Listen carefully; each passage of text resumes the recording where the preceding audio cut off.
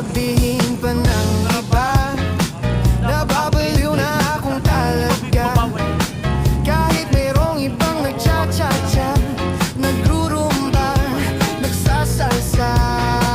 Pwedeng sabihin nyo to sa kanya, ang puso ko'y nahihirapan na.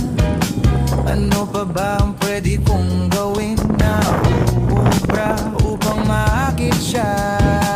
Palagay kaya